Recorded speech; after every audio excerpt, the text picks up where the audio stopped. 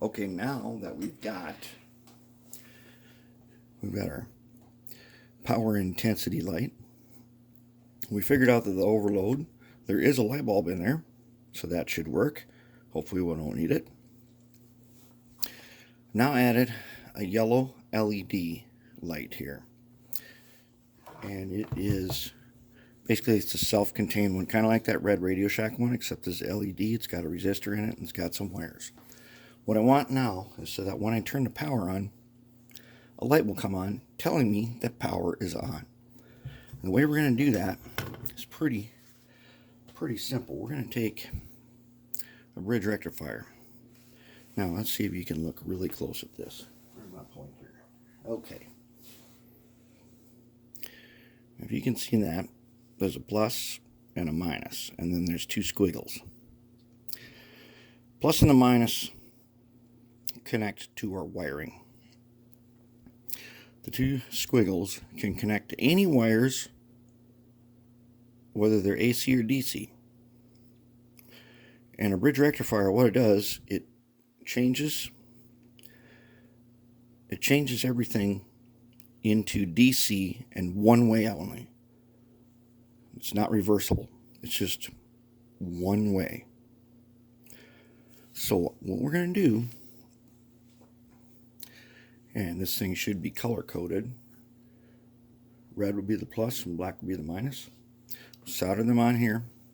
Then these are our AC accessory power that's constantly on.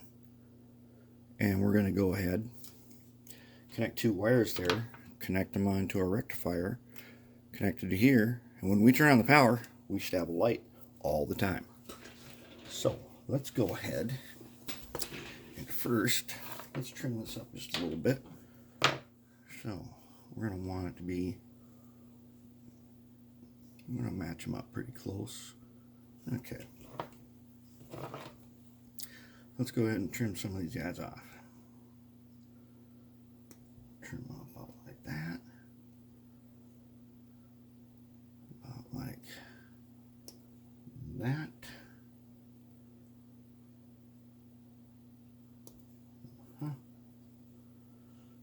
And there. Okay. Now let's go ahead and tin it. Let's get ourselves some solder here and some flux. And we're gonna get some flux on each one of these guys. Okay.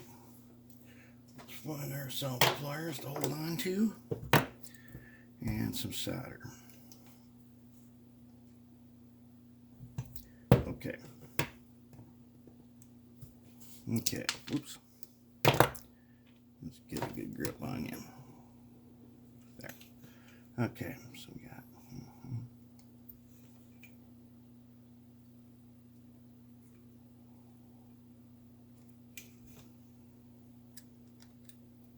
There.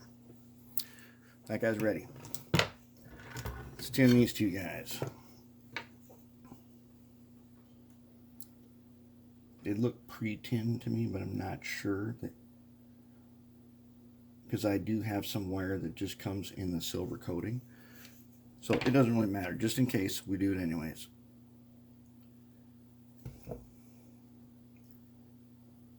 Give them a tin. A little bit of a tinning. Good. Okay, now we need some helping hands. Helping hands. That's what we need, is helping hands. So, Mr. Helper. All right. Okay, Mr. Helper. See if we're not too hot. Yeah, okay.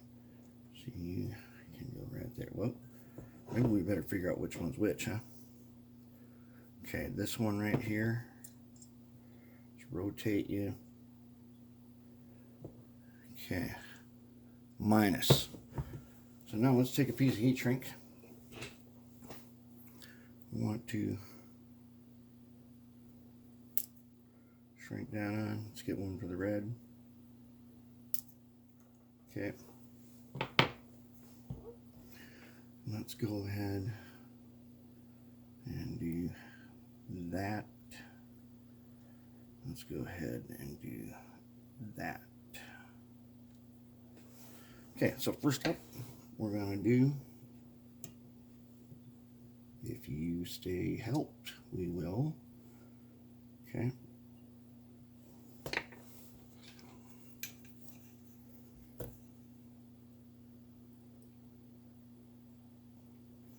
Okay.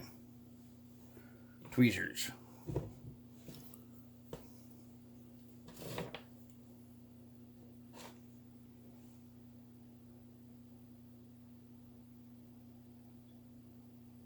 That's one. Bring him in. We'll shrink him down a little bit more in a little bit. Let's rotate him around. We want to get the plus guy, which will be on the opposite side now. Let's get Mr. Helper lined up.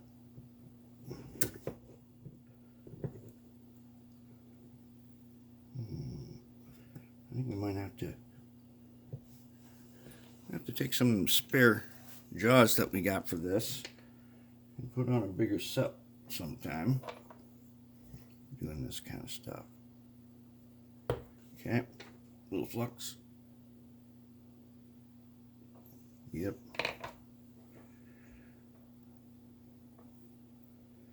Let's get him nice. Nicer.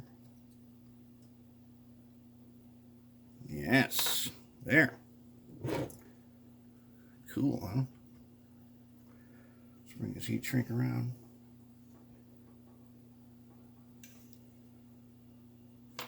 Let's clean this soldering pencil. Okay, and let's shrink down that tubing.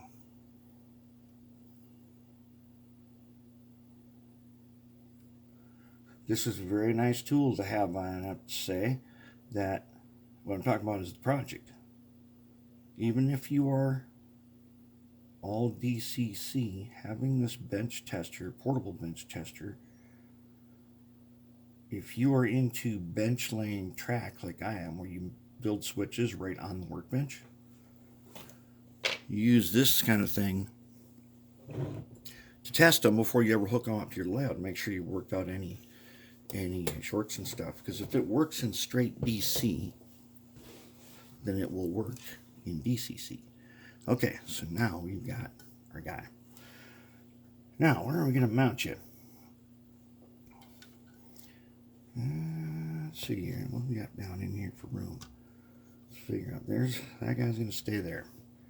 This guy, let's push him back in a little ways.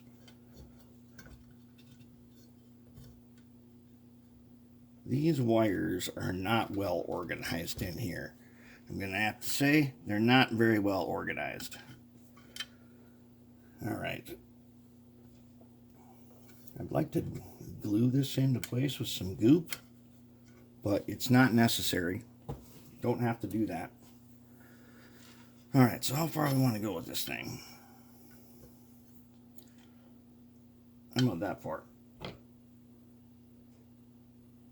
Okay. That's how far we're going to go.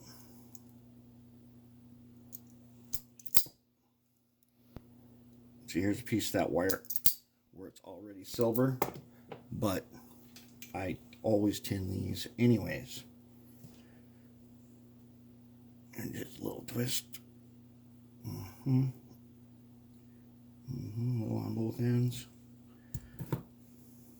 Uh-oh, did I lose my... Yes, we did too. This tip is wearing out fast on me. There we go. Okay. Let's just give you a little tin. Yep.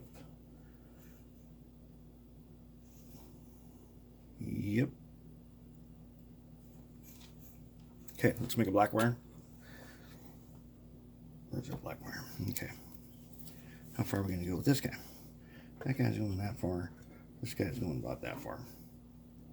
That's it. Just eyeballing it. You don't have to be... It just has to be somewhat close.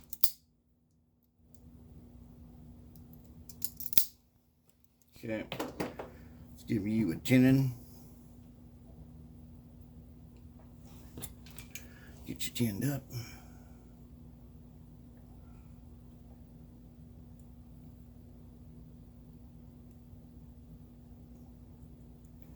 Okay, now, Mr. Helper over here, we're going to need his help.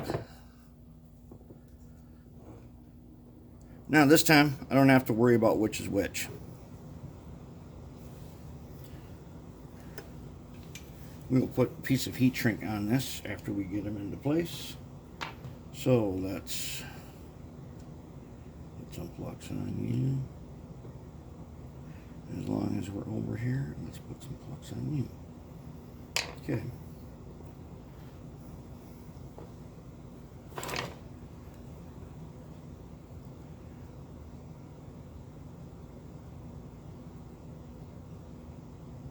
Very nice, very nice. Let's go ahead and get your heat shrink on there.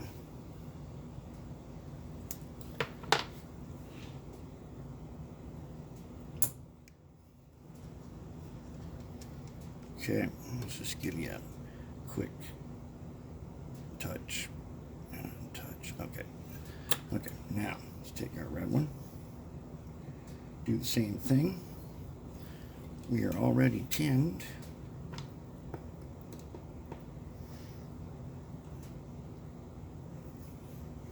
So let's get him. Oh, Mr. Helper does not have a grip. And if he doesn't have a grip, we are going to get very frustrated. He's got to have a grip for us to make the join that we want to make.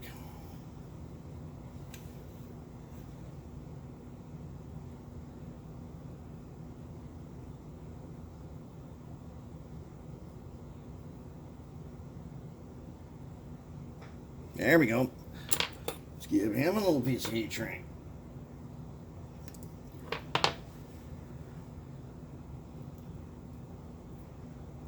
Okay.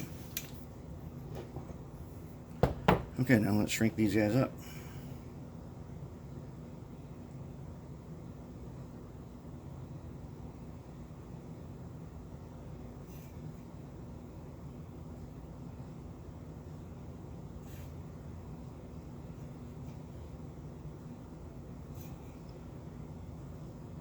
Okay, there it is. That's what she looks like right there. Okay, and you don't have to use red and black wire for this part. We just did because it happens to be on the workbench right now. So now let us go ahead, get a little heat shrink, get a little massive globs of solder in here. Good Lord. Okay, as you can see, well, this power pack was made a long time ago, so can't really fault it for that, because still it's pretty decent. Not only that, it's exactly built the way it specifies in Lynn Westcott's book that we showed. Now, let's go ahead and solder this guy on, if we can get close enough to him.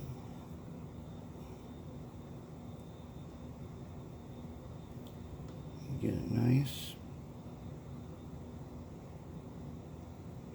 There we go. That's one. Let's get number 2 on there.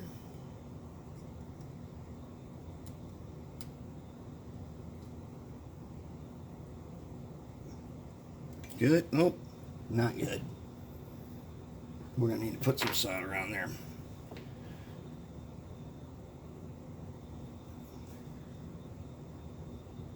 Add some. Okay.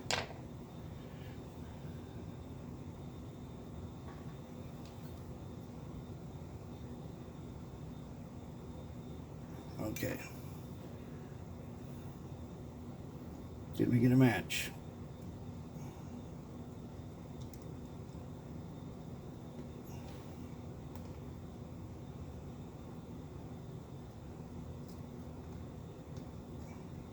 Almost.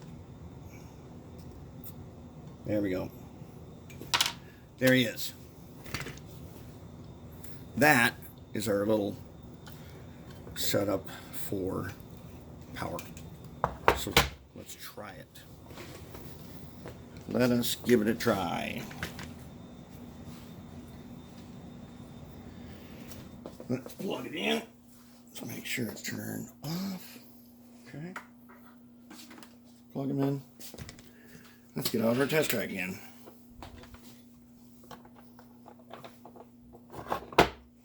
Okay, now if this works, when I turn that power on, I'm going to have a light up.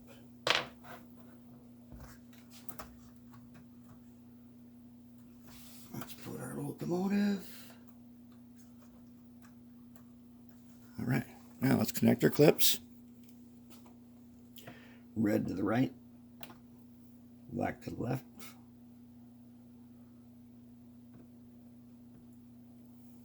Okay. Moment of truth, shall we? Whoa, look at that. We have a power indicator light. Want to see it again? That's pretty cool. Watch the red light.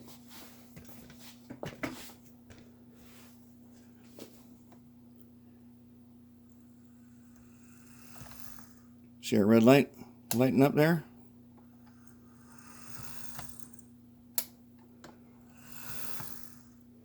If we can get going, it gets pretty bright. Very nice. Now, there's another way to test this. World's greatest track cleaning car. Remember this guy? So now this guy, we don't have to worry about him rolling off the track, because all he has on him is a spotlight. Okay. So now if I turn up the power, see the light over here light up? Okay. Turn up the power. Look at that. That is a bright light. That is a bright light. As you pull this along, see this track ain't clean. And these wheels have been sitting for a while too. But overall, it's definitely conductive.